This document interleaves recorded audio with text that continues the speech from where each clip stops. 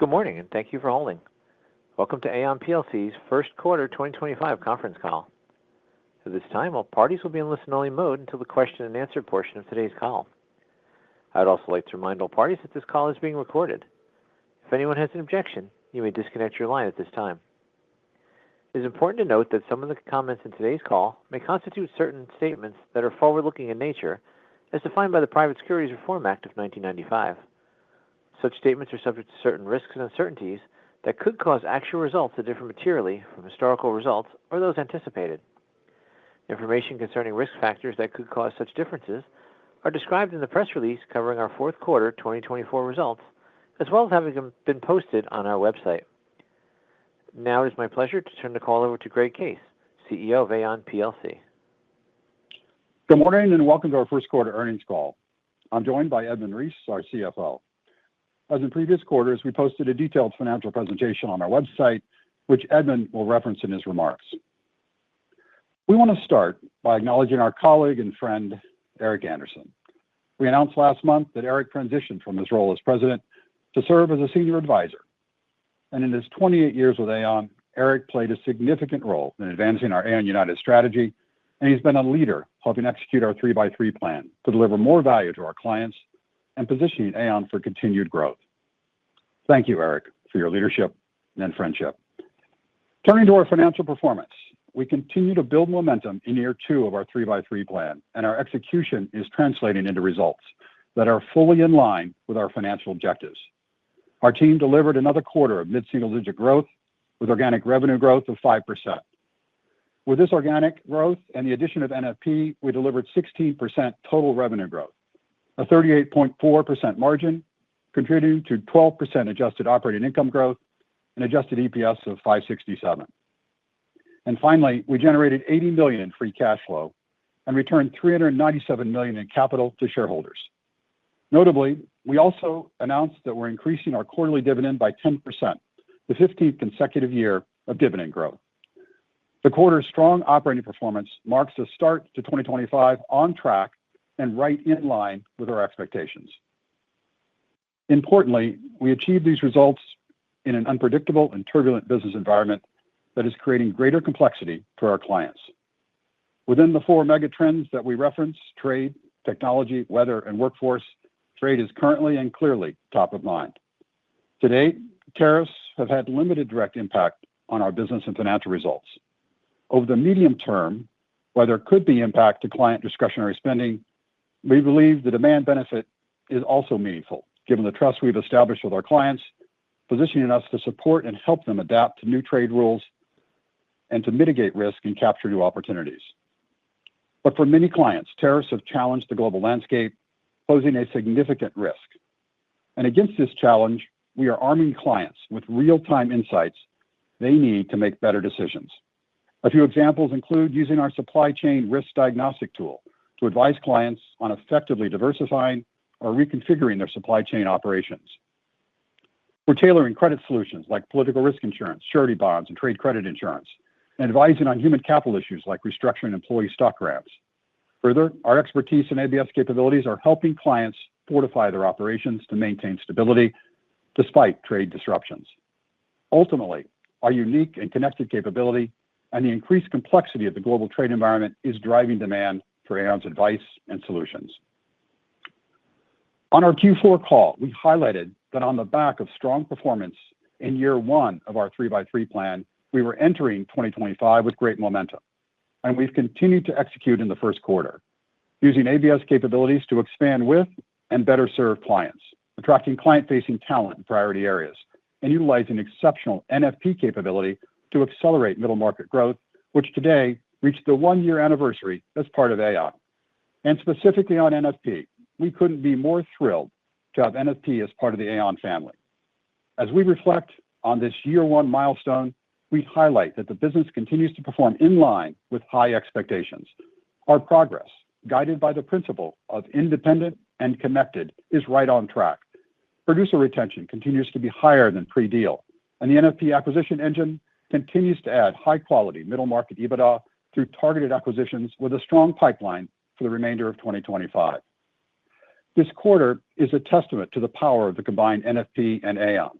as we absorb the peak impact of an increased share count from the transaction.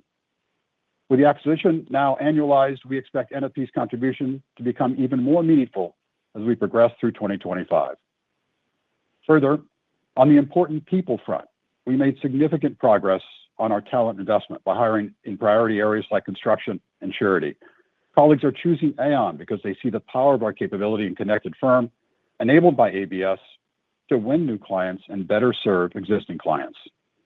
Finally, to connect all the dots with one specific client example, we expanded our relationship with a major risk capital client who was facing soaring healthcare costs due to high-cost claimants. We won their human capital mandate using our health risk analyzer to provide insights and predictive analytics on the client's future claims, helping them manage both their risk and benefits budget. And this example highlights the strength of our 3x3 plan to drive financial results. As we look ahead, while it's clear we're operating in a complex economic environment, we remain confident in the resilience and strength of our business and financial model. We have a track record of sustained performance across bull markets, recessions, economic shocks, and changing political landscapes.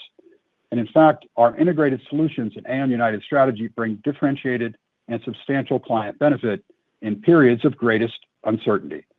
We view the current environment as an opportunity to further strengthen our client relationships and reinforce Aon as a trusted advisor.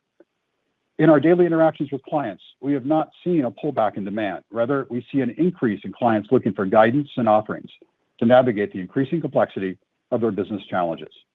And as a result, we are reaffirming our 2025 full-year guidance, including mid-single-digit or greater organic revenue growth, margin expansion, strong earnings growth, and double-digit free cash flow growth. To summarize, we want to reiterate our conviction about the opportunity ahead. Aon's advice and solutions are even more valuable to clients as they navigate increased complexity in their businesses. We continue to see momentum across our business, from the high-quality talent we're attracting to Aon to the progress we're making to attack the $31 billion middle market opportunity to major wins with both new and existing clients. And we remain on track to deliver against our 2025 financial goals. Of course, none of this would be possible without our global team. We want to thank our 60,000 colleagues around the world for their commitment to excellence and innovation. Your extraordinary leadership and hard work is what enables us to deliver for our clients. And finally, and to focus further on our long-term strategy and opportunity, we hope you can join us for our Investor Day on June 9th. Edmund and I and the senior executives leading our 3x3 plan look forward to sharing details about Aon United as a powerful asset and how we'll continue to drive sustainable long-term growth and create value for our shareholders. It promises to be a very productive event. Now I'll turn the call to Edmund for more detailed review of our financials and outlook. Edmund? Thank you, Greg, and good morning, everyone.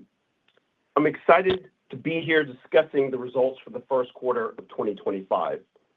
Before jumping into the details, it's important to filter the quarterly noise both within our first quarter results and within the uncertainty of the broader macroeconomic environment, and emphasize the signals from Q1 that reinforce our confidence in the fundamentals of our business and financial model, supporting our full year 2025 guidance and ongoing long-term growth.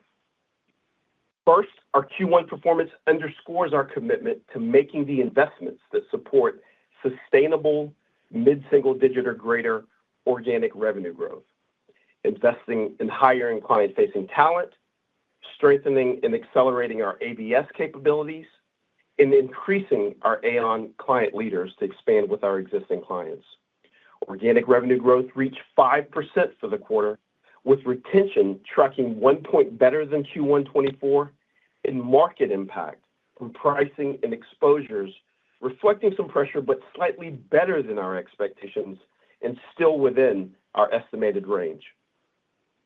Second, relentless execution on our accelerating Aon United restructuring program, notably in ABS, is creating 85 basis points of margin expansion in the quarter, creating capacity to fund the investments that I just referenced, and strengthening the foundation for ongoing operating leverage from scale benefits.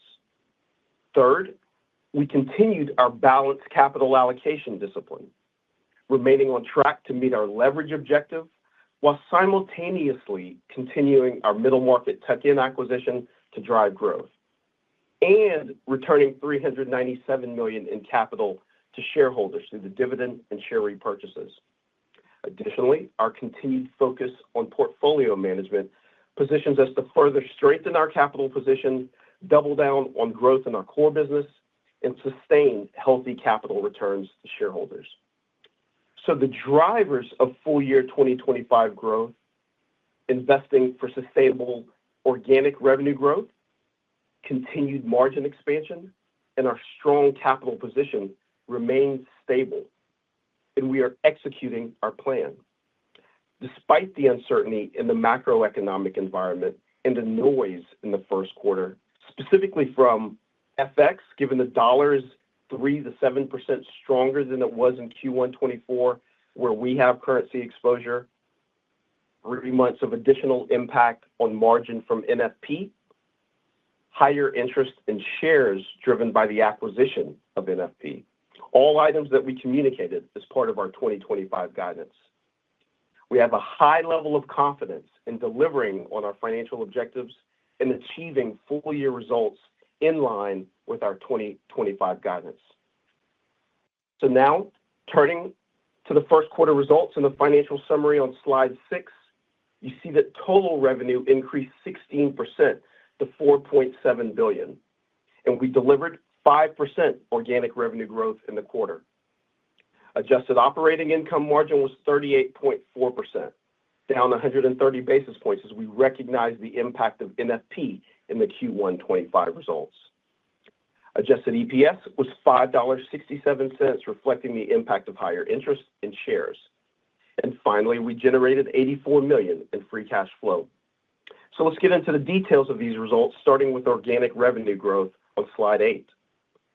Organic revenue growth reached 5% in Q1 2025, continuing to be in line with our mid-single-digit or greater guidance range.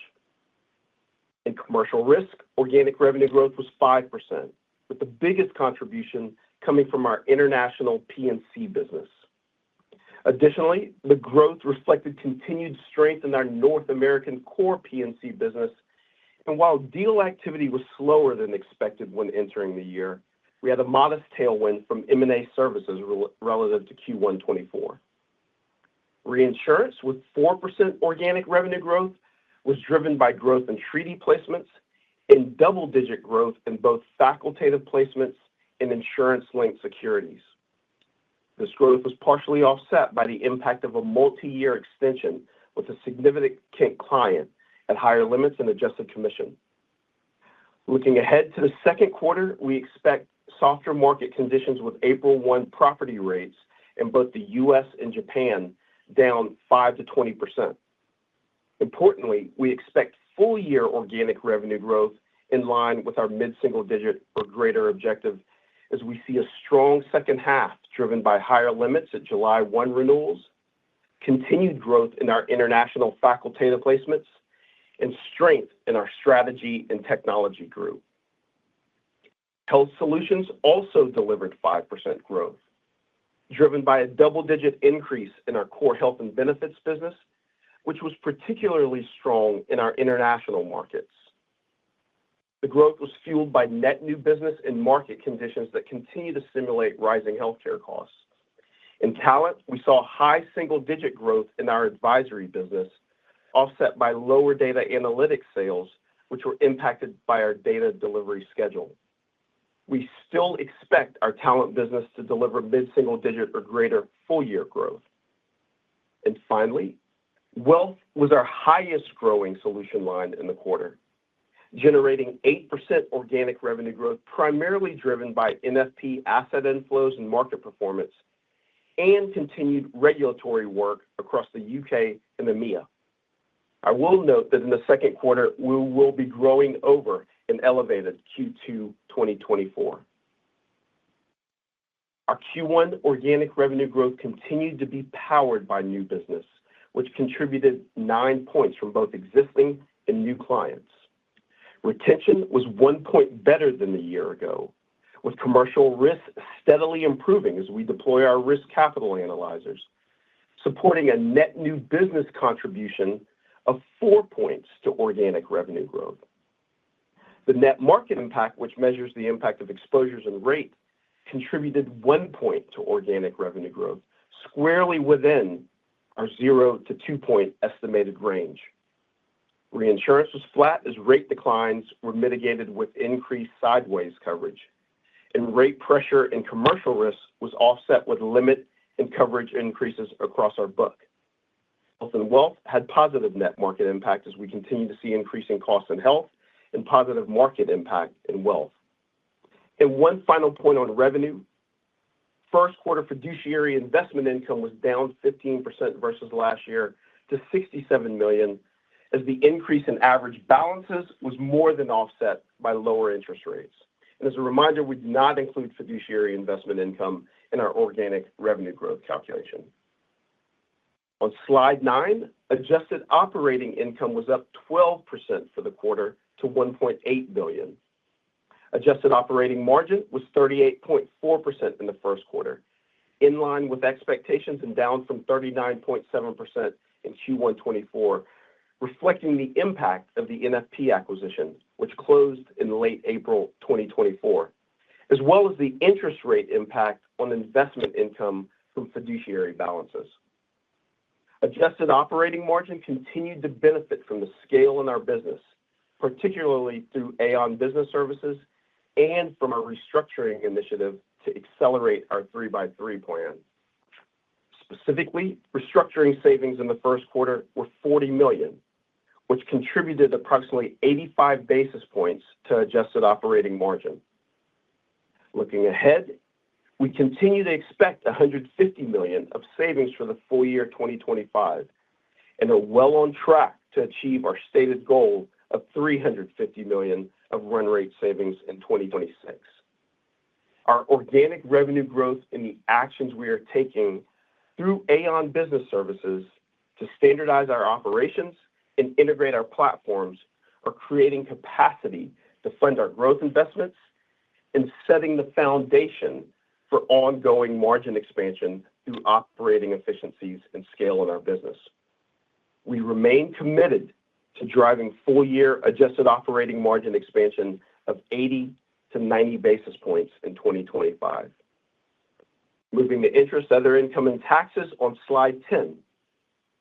Interest income of $5 million was $23 million lower than last year when we earned interest on funds utilized in the NFP acquisition.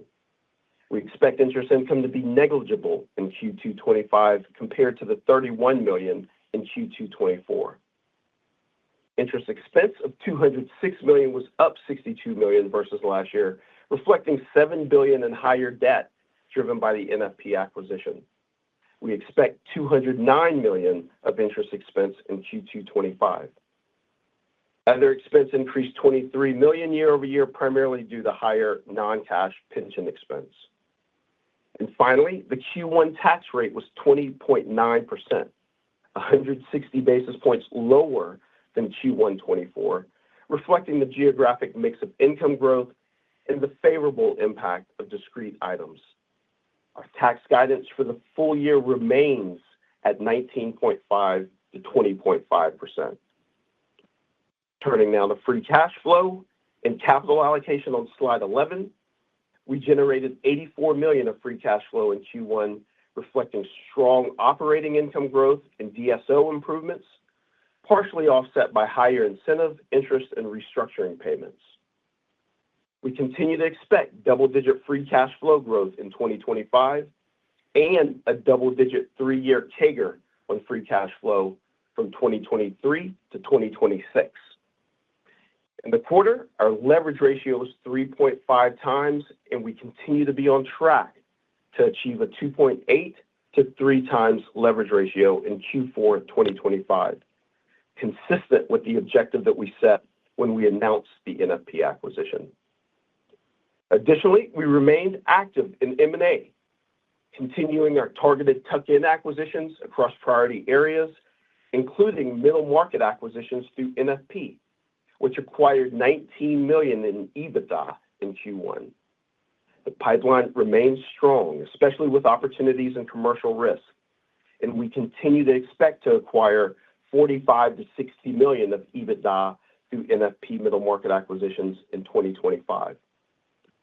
Finally, we returned $397 million in capital to shareholders through the dividend and $250 million in share repurchases in Q1. Additionally, and as Greg mentioned, in April, we increased our quarterly dividend by 10% to 74 cents per share, marking 15 consecutive annual dividend increases, reflecting the strength of our business and financial model and our confidence in achieving double-digit free cash flow growth. I will conclude my prepared remarks on slide 12 with our 2025 guidance and some final thoughts. The first quarter 2025 performance signals a start to the year that is right in line with our expectations.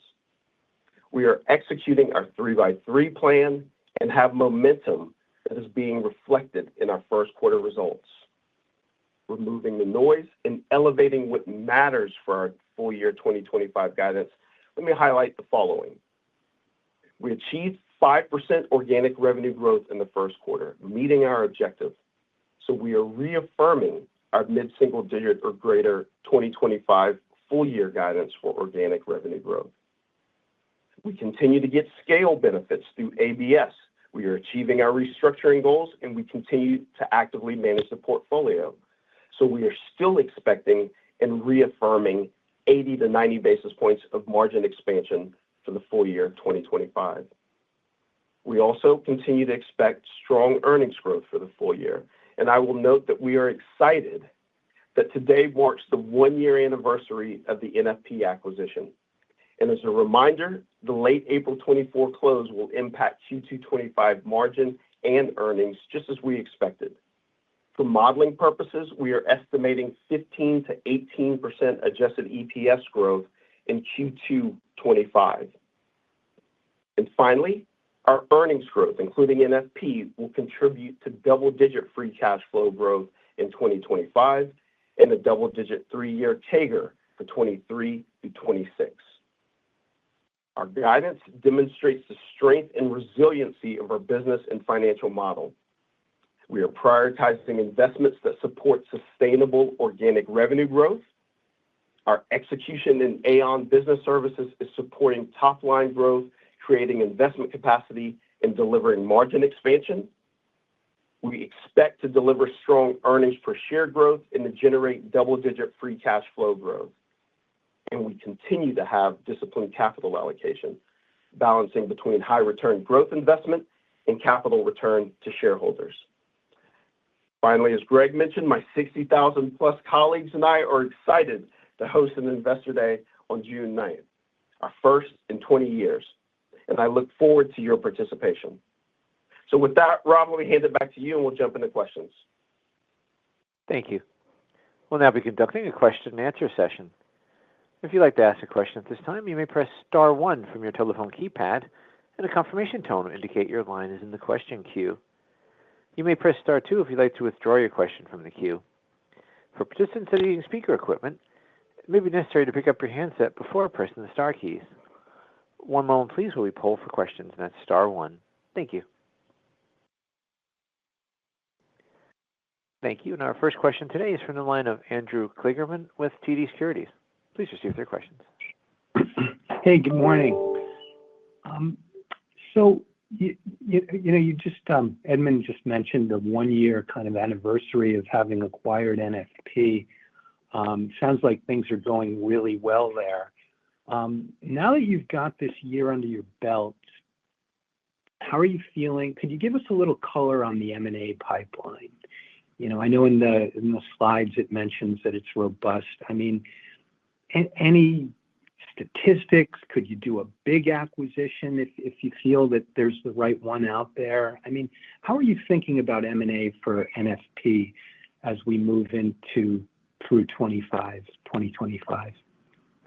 Andrew, thanks for the question. Listen, I'm really looking forward to this one. There's step back, the overall capital allocation piece, and Edmund can comment on this as well, is really what drives what we do. It drives everything around capital allocation. We're always looking for opportunities to strengthen the firm and reinforce what we do from a return on invested capital standpoint.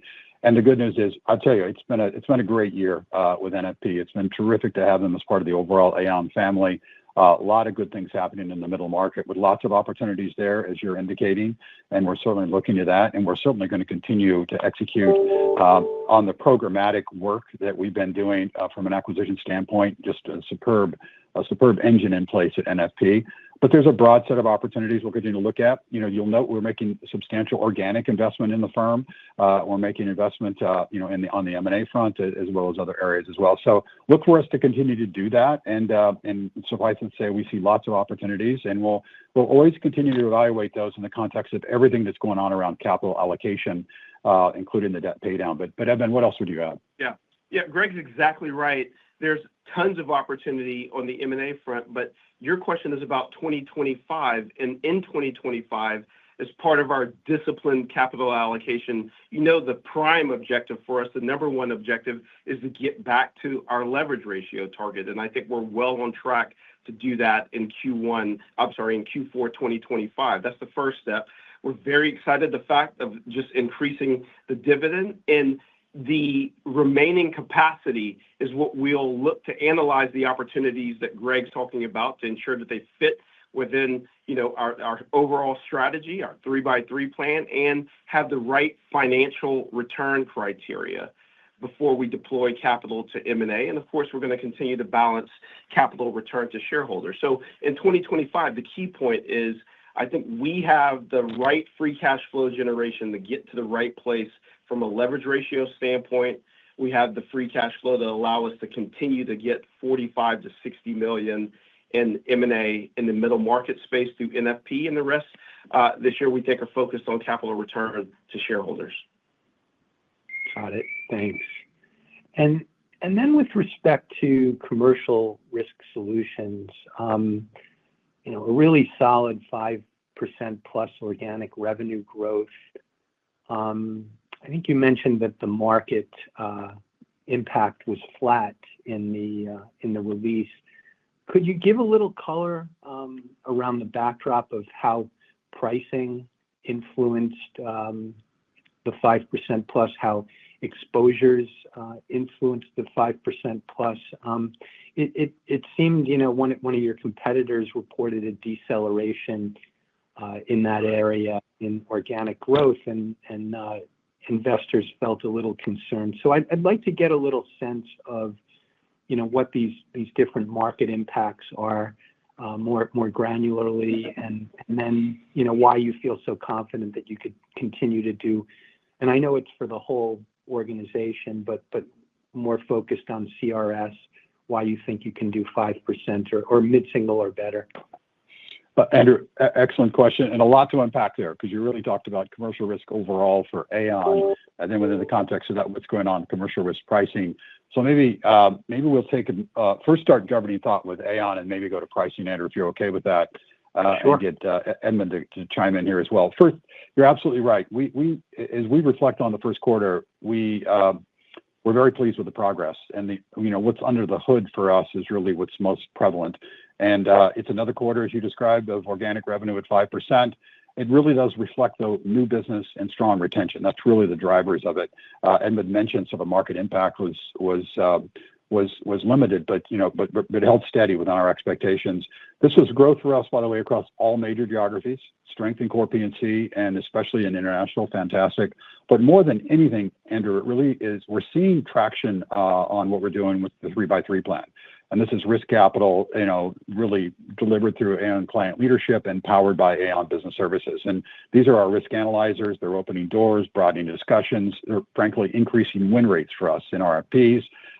Same on retention. Evan talked about a point increase in retention. This is driven by service enhancements that are substantial, like the certificate platform that we've talked about before, and then the impact of hiring, which is just beginning to really have effect in terms of where we are. We continue to invest and drive that. So for us, we feel very good about the overall program and progress. And what Q1 did for us in commercial risk, and really did across the board, is just highlight progress and reinforce our conviction around mid-single digit or greater for the year. So that's the overall business. And maybe Edmund, comment on that a bit, and then we'll turn back to Andrew's key point on pricing.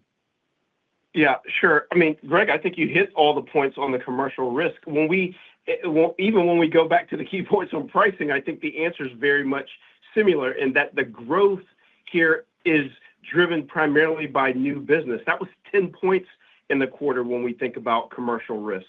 And the retention, I talked about that being better sequentially and year over year, better than last quarter and better than the year before. And a lot of that is driven by the investments in the deployment of our analyzers, as Greg just said, helping in RFPs.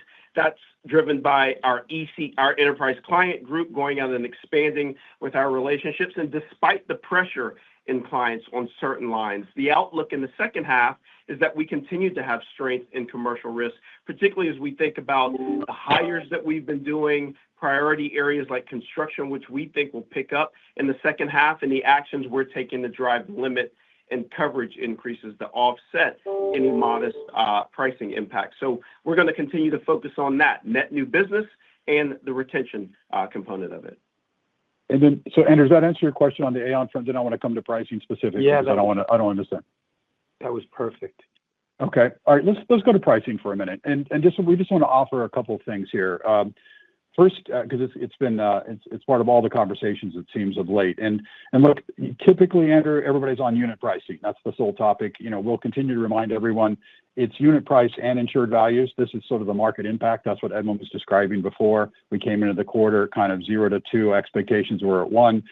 Though I do want to highlight, irrespective of what's going on currently, the long-term trends here, this is critical, are increasing in terms of levels of risk. So this is cyber, supply chain, weather, social inflation. So at a macro level, the need is increasing. So that has implications on sort of overall demand and pricing. Having said that, we also want to be explicit. It's been described by my colleagues as kind of the current market really reflects the current trading environment. And that's generally more buyer friendly. And so generally, because there is no really macro market here, it's a bunch of micro markets, property rates, are softening a bit, particularly in large property in the U.S. and a little bit more in Asia Pacific as well. And that's really, by the way, not surprising. That's where the big increases were. A bit softer on the financial line side and cyber as well, overall. The exception, by the way, Andrew, on the other side is, things like U.S. auto and excess casualty, which, again, lots of different reasons why that's going up and increasing. And then we would say middle market, similar conditions on the stresses. Absolutely. Maybe it's slightly more muted because the segment doesn't have the same peaks and valleys as some of the large market pieces, but certainly the same pressures. But we also, as we always do, we're working with clients to understand the conditions and improve their programs, change limits, buy coverages they lost in the hard market, reduce it, all those things you can imagine, Andrew, we're working on. And then one of the things that was interesting is alternative risk transfer continues to be highly prevalent. And the work we're doing with reinsurance in the commercial risk arena on alternative risk transfer is substantial. But net, as it relates to Aon, I just want to finish with Edmund's point. For us, it's about client wins and retention, and that's exceptionally strong. And the 3x3 plan has really supported us, which is why in this environment, we're reinforcing our conviction around mid-single digit or greater. But that's a little more color on the pricing side. Great to hear and very helpful. Our next question is from the line of Elyse Greenspan with Wells Fargo. Please proceed with your question. Hi, thanks. Good morning. My first question is on reinsurance. I know, Edmund, you mentioned a multi-year extension that I think had a negative impact in the quarter. I was hoping to get more details and quantification there. And then I think you pointed to some softer conditions in the second quarter. So I guess is the expectation Q2 could be similar to Q1, and then things pick up in the back half. I was hoping to kind of flesh both of those things out relative to reinsurance. Well, maybe, at least if you don't mind, there's a little macro point on kind of the overall reinsurance and what the first quarter told us. Because one of the themes that sort of Edmund started with is really understanding kind of the underlying kind of performance factors that we saw in Q1. There's obviously a lot of noise for us as we closed NFP and did all the pieces around that. But reinsurance, no different than commercial risk, exceptionally positive in terms of what we saw and what's indicated for the rest of the year, which is why, again, we are at same expectation, mid-single digit or greater. And net, think about what's going on in reinsurance right now for us.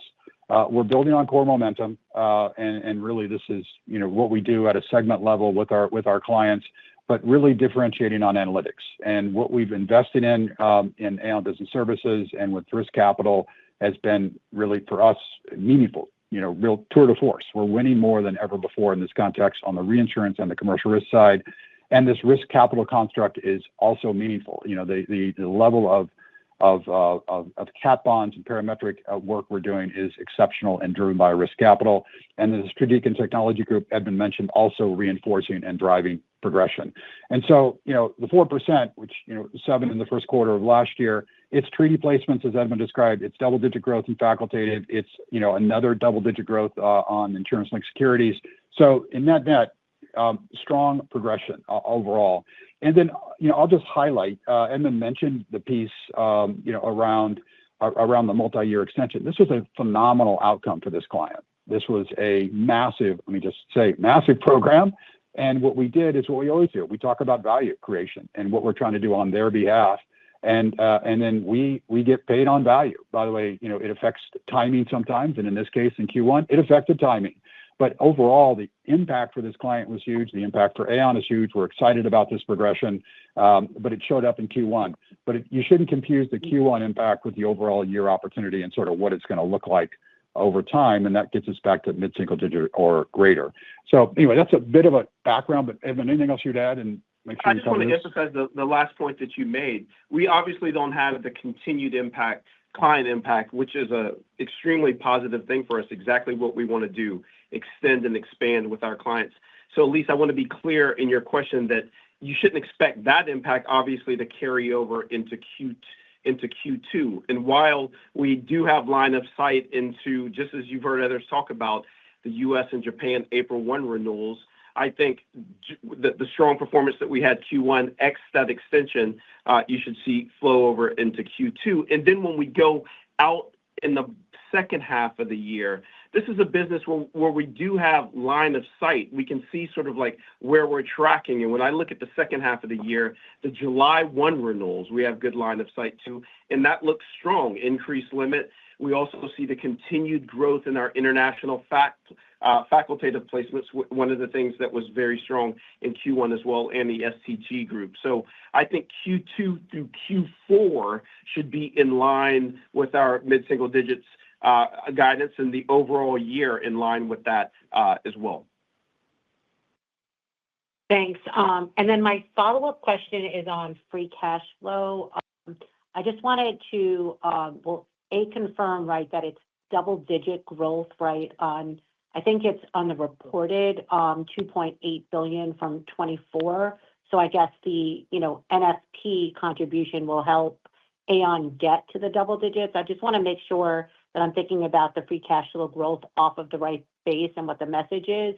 And is there any seasonality to the back 3 quarters that we need to think about in terms of, hitting that double-digit target for the full year? Well, the short answer is yes. You hit it exactly right. That we are talking about the baseline of 2024, double-digit growth. I think you'll see growth, that double-digit growth, a contribution from NFP, but also our core operating performance in the continued improvement that we have on DSO. There's 2 things in Q1. You asked the question about seasonality, so there are 2 things I'll point out to you in Q1 that's going on. We still have the integration costs from NFP. We have restructuring payments. I called that out related to our AAU program, and we have higher incentives. We've been hiring more. We had strong performance in Q2 24, and it's typically our lowest quarter of free cash flow in Q1. That's what I would call out from seasonality. But as we go into the back half of the year, you have 2 things correct. You have the right denominator, the right starting baseline. You have the NFP contribution, but I'd also add the contribution from the core performance of the business, both on the working capital side and the operating income side. Thank you. Our next questions are from the line of David Motemaden with Evercore ISI. Please proceed with your questions. Hey, good morning. I believe, I think it was Edmund, you'd spoken about some of the hires, and I know you guys added, I think it was 4% new hires in certain revenue-producing roles last year. And it sounded like we haven't really gotten the contribution from those new hires in the first quarter here. It doesn't sound like it's really going to come next quarter, but you're really pointing to the second half. So I'm wondering if you could just elaborate on some of the headcount growth and the productivity enhancement as we think about the cadence of the organic growth within commercial risk.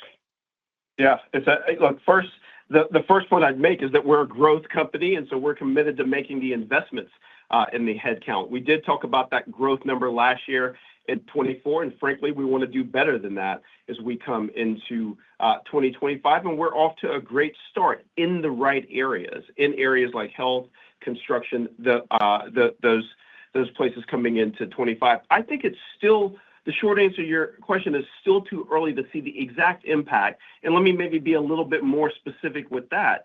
When we look at the Q1 vintages from 2024, we're now in months 12 to 15 for those vintages. Still early. I talked about starting to see the impact on contribution to growth between months 18 to 24 and beyond as we look at it. But the early signs suggest that the average revenue for these early vintages are coming in at a profitable high return, and I expect that they'll soon be a contribution to the organic revenue growth. We did point out in Q4, we saw growth in some of those priority areas that was quite strong in construction and energy. So all the signs are suggesting that we continue to lean into the investment for priority hires in these areas as we move forward. And we'll share information as we see the metrics evolve. And two things I just added that, David, if I could, is two messages embedded in Edmund's comments. One is this is a continuing process around priority areas, and those will evolve over time, but we are going to continue to drive in a continuous process. The second is you don't hear us backing up on margin as it relates to this. This is literally, we're making these investments in the context of everything else we're doing. We're covering them with ABS capability and efficiency that comes with the positive pieces around revenue with ABS as well. And so for us, this is just part of an investment we are now prepared to make on an ongoing basis that strengthens our firm and reinforces accretion on the top line, but also in performance and OI. And finally, the piece I just highlight is, listen, we're not bringing these folks in as a count. They're coming in to be better. When we actually identify capability in priority areas, it's kind of how do we use our analyzers and our retention and all the pieces that come with this, essentially not bigger, better. And by the way, that's one of the reasons people are excited to be part of the firm when they see, the $1 billion spend on Aon Business Services and the analyzers and the service pieces. It's why we've been able to attract talent in some of these areas. But it's important you understand the investment in the context of our overall strategy. Got it. Thanks. And then maybe just another question, more of a numbers question, just on the margin. So I guess I'm just wondering, bunch of noise with the NFP deal and sort of resetting the base. Could we get sort of the combined margin base for, I guess, as we should think about it for the first quarter, just given the time of 2024, and how much sort of core margin improvement or lack thereof there would have been this quarter, sort of on a combined basis? I know, Edmund, you had called out the 85 basis points from cost saves, but was hoping to just get a little bit more color there as we think about the ramp up over the next several quarters. I want to give you the short answer, just so that we can clarify it's not the lack thereof, as you just mentioned there. Adjusting for the 3 months of NFP would have had us at over 100 basis points of margin expansion in Q1. Think about that relative to 90 basis points in 24. Think about that relative to the decade before 24 being at 126 basis points. So continued margin expansion is what you're seeing in our business when you take a look at the impact of NFP there. The areas to focus on are exactly what we gave in the 2025 guidance. And I would say those 4 areas that I talked about are right in line with what we are expecting or slightly better. We talked about the NFP impact 3 additional months in Q1, 4 additional months for the year, offset by the OpEx synergies, diluting margins by 20 basis points. There's no reason to think that we are not going to be at those levels or better. The second impact we talked about was the interest rate impact on fiduciary investment income. If you look at the rate, the average rate on fiduciary investment income, that was 110 basis points lower in the quarter. So that margin impact was right in line with the 20 basis points that we talked about there. I did point out in my prepared remarks the continued performance on the restructuring from AAU, so 85 basis points there. That's exactly what we said in the guidance. And then I think just the operating leverage. Greg made an extremely important point, his second point in the last answer, about ABS creating capacity to fund investments. That's the operating leverage in our business. That's what I think is 35 to 45 basis points. And that's why we're confident in reaffirming and maintaining the 80 to 90 basis points. So I think the way you think about it is that we are, in fact, expanding both in the core business and in NFP, given the margin synergies. Great. Thank you for that color. Thank you. The next questions are from the line of Paul Newsome with Piper Sandler. Please proceed with your questions. Good morning. Just wanted to revisit a couple of the major topics here. The first one, and I apologize if I missed it, was the MFP, was it accretive to organic growth in the quarter? And I guess as sort of the better question, did it have a bigger impact in the retirement benefits businesses versus commercial? Because if I recall that its business was weighted more towards the health business than it was the P&C business. Paul, appreciate it. Thanks for the question. Listen, as we step back, it is just to reiterate, it's been an amazing year. NFP has brought such great capability and content. It's been great to watch NFP connect with Aon to connect with NFP, and we've seen meaningful opportunities in new client situations, in existing client situations, as NFP has utilized Aon Client Treaty and some of the capabilities we've got, but also as Aon has benefited from the incredible client connections that NFP has as well. And so this is a long-winded way of saying, listen, this is about Aon. So in the end, yes, there was 5% organic contributions from NFP, fantastic. Contributions from Aon, fantastic. But more important, Q1 for us was an indicator of what's to come. That's true on the 3x3 and the analyzers, and the core business is also true on the NFP front. So it was really across the board, good contribution on the NFP front, a good contribution on the overall Aon front, and really across the board in terms of businesses, commercial risk, wealth, and health, all across the pieces. So we're not going to be breaking out NFP as a construct because there's just too much connectivity that's happening, and the connectivity is not worth parsing. We essentially want to reinforce connectivity as opposed to break out separate pieces. And this is the beauty of independent and connected.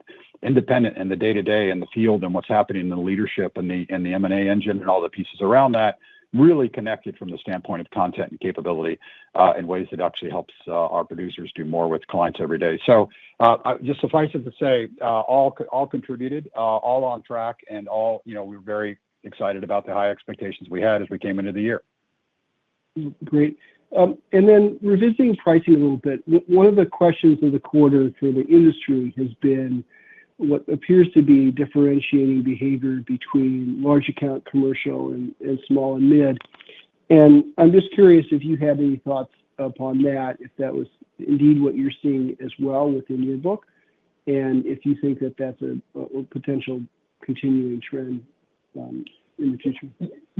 Yeah, we would say, Paul, the point I was trying to make before, Andrew's question was really around, look, generally the trading conditions are softer in specific areas, property, financial lines, cyber, with some exceptions, as I said, on the auto side, and the casualty side, of course, on the other piece. We saw similar trends in mid-market, slightly more muted, although, they have their moments, but slightly more muted, just given that there was not as much peaks and valleys overall. I would bring you back, though, to the macro points around the long-term trends, all the things that are happening, cyber, supply chain, climate, weather, social inflation. These affect the middle market too. I mean, our middle market clients, as we're finding with NFP, very sophisticated set of needs, and when you can bring real solutions to them, they matter, and they matter, even more in the current environment. So, I think directionally, you probably have it.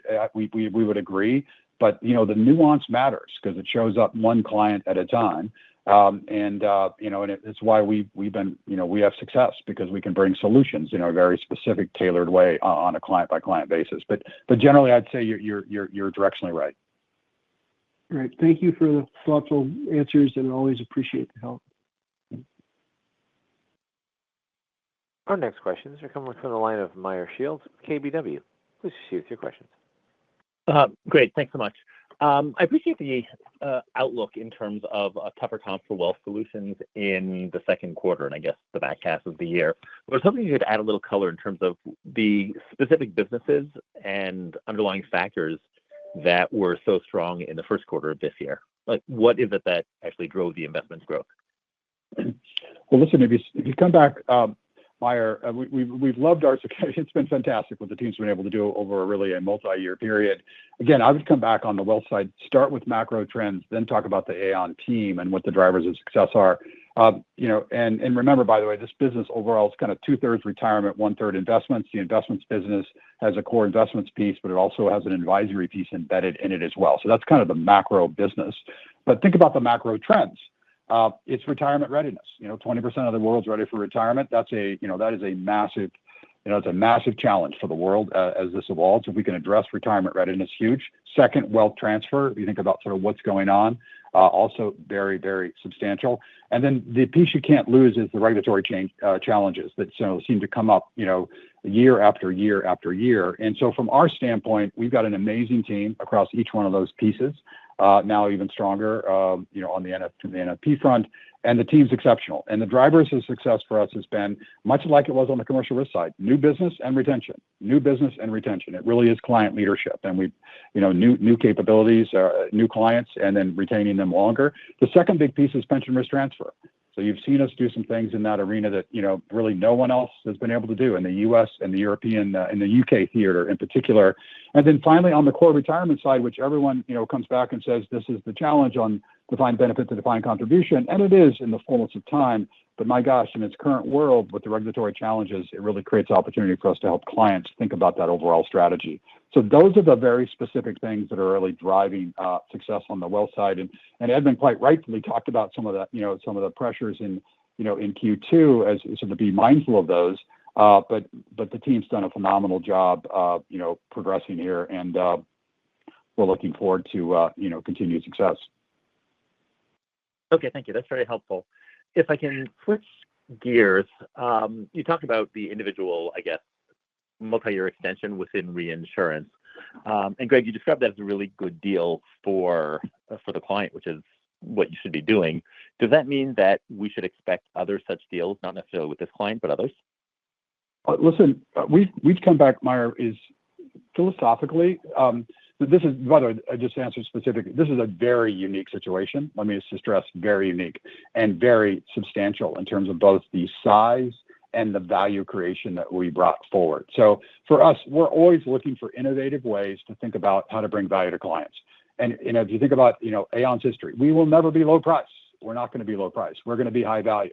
We cost $1 and we can prove to a client we give them back $2 and we can quantify that. They actually understand it. They can touch it. They can feel it. They know it either affects volatility, which is value creation, or actual costs, et cetera. Meyer, that's how we go. By the way, if a competitor comes in and says they're 50 cents, but can only, return 52 cents, if a client believes that and understands it, they go with us. If they don't believe it, they don't.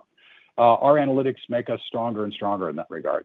In this case, very unique. Let me just add, very unique and very substantial. We went from kind of the more annual periodic piece to a very long-term engagement that enables us to do some things on their behalf that is, they're exceptional. And so it was really in that context, we did what we would call great value creation, and we got recognized for that value. So I think this was for us, great outcomes on both sides. And, we'd love to do more of these in a way that really, can add this kind of value, but this is a very, as I say last time, very unique situation. The downside is it had some pressure in timing, and you saw that in the first quarter, but so be it. We want to do what's right on behalf of the client. Greg, it had pressure in reinsurance in the quarter. We have a diversified business across multiple solution lines, commercial, reinsurance, health, and wealth. And the reason that we're still able to deliver the mid-single digit is because of that, because we're operating across solution lines, because we're operating in multiple countries, because we have the operating leverage in our business. And so when the opportunity comes to grow with the client in a significant way and still be able to deliver our results, of course, we're going to jump on that. Okay, fantastic. That was very helpful. Thank you. Thank you. The next questions are from the line of Jimmy Bhullar with J.P. Morgan. Please proceed with your questions. Yeah, good morning. So question for Greg. I know you affirmed your guidance, but obviously there's been a lot of volatility in the macro and geopolitical environment. So just wondering where, if any, there are changes in your expectations for your various businesses versus early in 2025. I know there's a lot of optimism about capital markets activity picking up. That hasn't happened. Now inflation's higher. But just if you could touch on your major businesses and where maybe you're more optimistic, where you're seeing some headwinds. Yeah, I appreciate that, Jimmy, and I'll start, and Evan can add some color as well. Listen, the trauma is real. You're seeing it every day. I would remind, though, you step back. Remember, Jimmy, we've been talking for quite some time about increased volatility, and we talked about, we call it the 4 megatrends: trade, technology, weather, and workforce. And remember, all those, that was before the tariffs, and this has been substantial. They're all there. They all continue to drive volatility, and in many respects create risk for clients, which means demand if we can help them understand that volatility and do something about it. Clearly today, trade's at the forefront, no doubt about that. Clients are sitting there essentially saying, look, we not only have to understand what's going on, we got to do something about it. If COVID taught us anything, inaction's not a productive option. You've got to do something. You've got to have a plan. So we're engaging. It really is across every one of our businesses, really on the risk capital side, commercial and reinsurance, on the human capital side with our talent business, health, even retirement. And we're active with clients, and we're helping them trying to understand the complexity and then what they can do about it. So I described the supply chain diagnostic, our analyzers, Jimmy, in terms of how to help them understand what's going on. I mean, we just did a massive, the biggest parametric, I think the biggest parametric on a severe convective storm that's ever been done for a big steel company. And it really was in the face of, this new set of risks that are on the horizon and, how they can deal with that. And so for us, we're tailoring solutions against this. Now, there are no doubt there are puts and takes here, and there will be pressures on areas of discretionary spend. So we should recognize that will come and that will be real. But it's also, offset in many respects by what I'm just describing, our ability to react to client demand. And so for us, we step back right now, and look, the world's changed a lot, even in the last 30 days in terms of pressure. But we look at where the world is right now, and and we will say, listen, we have conviction about mid-single digit or greater growth. We are not changing guidance based on what we've seen in the first quarter, and some of the underlying factors that we really see on the positive side we talked about on the call around what's happening with our 3x3 plan. All those are good. In that context, that's where we are. And we said, Jimmy, that's across the board. That's reinsurance, that's commercial risk, that's what we're doing in health, and that's what we're doing in wealth. So for us, we see opportunities everywhere. We see the challenges; they're real. But against that set, we also see mid-single digit or greater, and that's what we're focused on, and that's the mission to achieve, and that's our guidance as of today. And just following up. Sure, go on. Go ahead. I mean, I was going to give you I agree with Greg's point about mid-single digit or greater. When we think about confidence in the second half and go through our solution lines, specifically, it will continue to come through the new business and the retention, construction, core P&C, the NFP pipeline and synergies. Those things are improving as we look in the second half of the year, and we'll have meaningful contribution. In reinsurance, I mentioned earlier the July 1 renewals with more limit. Again, we have line of sight there, the international facultative. In the health solution line, we have the core benefits. Remember, we just said that was double digit in 3 out of our 4 regions and 9% in the other. So we continue to expect benefit and growth there, as well as now getting the benefit of the talent business as we recognize revenue in data and analytics.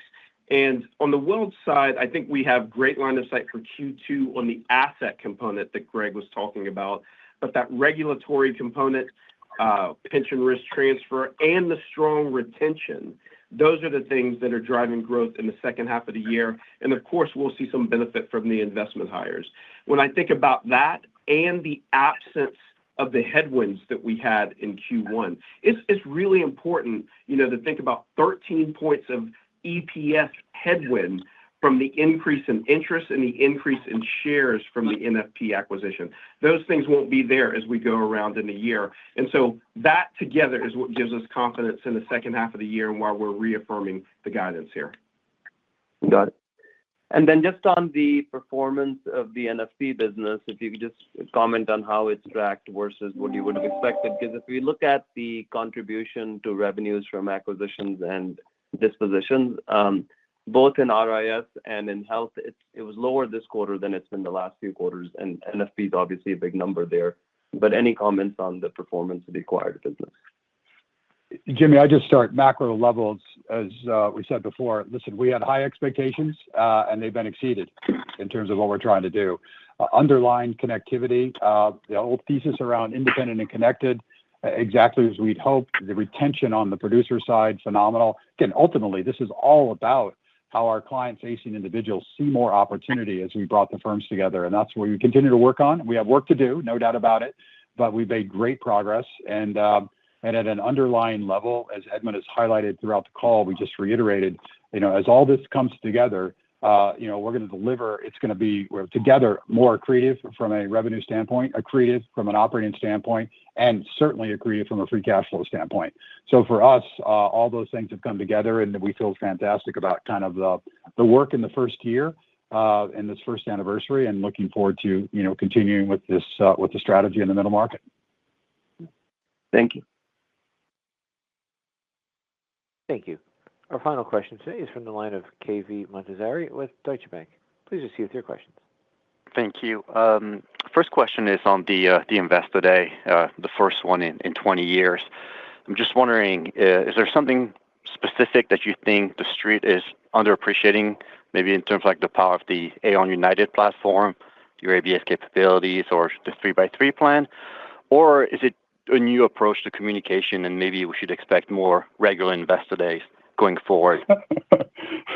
I don't know, KV, on more Investor Days. One every 20 years might be the right answer. We'll see. But listen, we're really excited about this, and I really hope those listening who have an interest can come. This for us is we think there's something here around next generation client experience. We spent 15 years working on a platform on a connected global firm. We made no apologies. When we connect our global firm, we call it Aon United, but we're not kidding. We're talking about single brand, single opco, single P&L, done some things that have really been difficult strides to get us coordinated.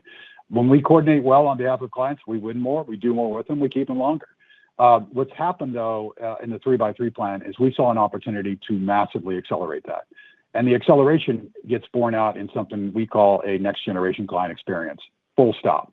And risk capital and human capital are an organization to sort of think about innovation at a client level, and we've seen many examples of that. But that wasn't enough. We needed a way to deliver it at a client level. That's Aon Client Leadership. And that wasn't enough. We needed Aon Business Services. We needed the power of a way to look across data, embed the work we've done on AI and now generative AI, which we've done. And we think we've come to a place, KV, in which this next generation client experience is real and powerful. And we didn't want to do it at the beginning of the 3x3, so we had a year go by. So we're essentially going to update you on that next generation client experience and where we are, the specific tangible places where we think it's changing the way clients actually do what they do, and help make them better. And so for us, I probably tell in my voice, we're pretty excited about this step change. It builds on the Aon United thesis around a connected global firm, but a massive acceleration. It's why we bet the $1 billion. It's why we put $1 billion at work to reinforce Aon Business Services, to innovate around risk capital and human capital, and deliver it through Aon Client Leadership. So you're going to see that mechanics. We're going to provide as much detail as we can.